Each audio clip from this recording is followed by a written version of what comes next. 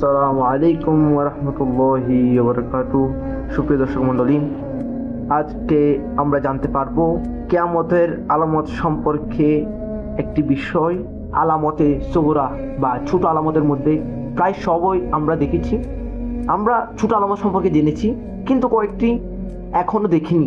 অর্থাৎ আমরা যে ছোট আলামত জেনেছি সে বিষয়ের মধ্যে কিছু কিছু বহিঃপ্রকাশ হয়েছে, কিছু কিছু বিষয় আমরা এখন বর্তমানে দেখেছি এবং কিছু কিছু জিনিস আমরা পেয়েও করতেছি। সুতরাং আমরা কিছু এখনো আমাদের সামনে দেখিনি। এই একটি বিষয় যেটি আমরা এখনো দেখিনি, সেটি হলো মানুষের চেহারাকে বানর বা শুকুরের চেহারায় পরিণত করা হবে। সুনানে তিরমিজি শরীফে একটি সহিহ হাদিসে এরকম এসেছে, রাসূল সাল্লাল্লাহু আলাইহি সাল্লাম বলেছেন, এই উম্মতের মধ্যে মাস্ক ঘটবে, অর্থাৎ আমাদের মধ্যে কিয়ামতের আলামতের মধ্যে একটি মাস্ক ঘটবে। এখন আমরা জেনে নিই মাস্কটা কি। মাস্কটা হলো, এখন আমাদের মনের মধ্যে প্রশ্ন জাগলো মাস্কটা কি। এখন আমরা জেনে নিব মাস্কটা কি। এখন তাই এর সংজ্ঞায় আল মানওয়ামি বলেছেন, মাস্ক হলো চেহারাকে বিকৃত করে দেয়া, বানর ও শুকুরের চেহারায় পরিবর্তন করা, অথবা অন্তরকে বিকৃত করে দেয়া। এটি কাদের করা হবে?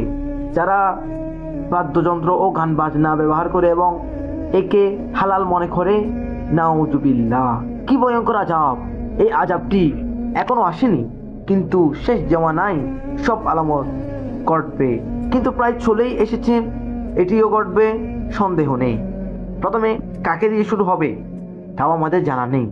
আপনি যদি মিউজিক প্রেমী হন, এখনো আপনার গিটার, তবলা, হেডফোনের রক মিউজিক ছাড়া চলে না। কখনো আপনি সন্তানদের ভালোবেসে হারমোনিয়াম কিনে দিতে চান, কিংবা ইসলামী গানের মধ্যে সুকৌশলে মিউজিক ঢুকিয়ে হালালাইজ করার চেষ্টা করেন, তাহলে সাবধান, আপনি হতে পারেন এই আলামতের প্রথম টার্গেট। ভেবে দেখেছেন কখনো? আপনি হতে পারেন এই আলামতের প্রথম টার্গেট। ভেবে দেখেছেন কখনো? আসুন দুটি হাদিস জেনে নিই।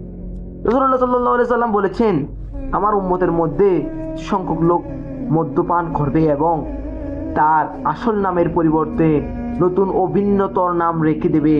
তাদের মাতার কাছে বাদ্যযন্ত্র বাজানো হবে, গায়িকীরা গান গাইবে। আল্লাহ তাদেরকে জমিনে দোষিয়ে দেবেন এবং ওদের কতিপয়কে বানর ও শুকরে পরিণত করে দিবেন। এই হাদিসটি হলো ইবনে মাজাহ এর। আরেকটা হাদিস হলো, রাসূল সাল্লাল্লাহু আলাইহি সাল্লাম বলেছেন বা ইরশাদ করেছেন, আমার উম্মতের মধ্যে হতে একদল লোক এমন হবে যারা ব্যভিচার, রেশমি বস্ত্র পরিধান, মদ পান এবং বাদ্যযন্ত্র ব্যবহারকে হালাল মনে করবে। এবং কিছু লোক এমন হবে যারা একটি পর্বতের নিকটে অবস্থান করবে এবং সন্ধ্যাবেলায় তাদের মেষপালক তাদের নিকট মেষগুলো নিয়ে আসবে এবং তাদের নিকট কিছু চাইবে, কিন্তু তারা বলবে, আগামীকাল ফেরত এসো। রাতের বেলায় আল্লাহ তাআলা তাদেরকে ধ্বংস করে দিবেন এবং তাদের উপর পর্বত ধসিয়ে দিবেন। বাকি লোকদেরকে তিনি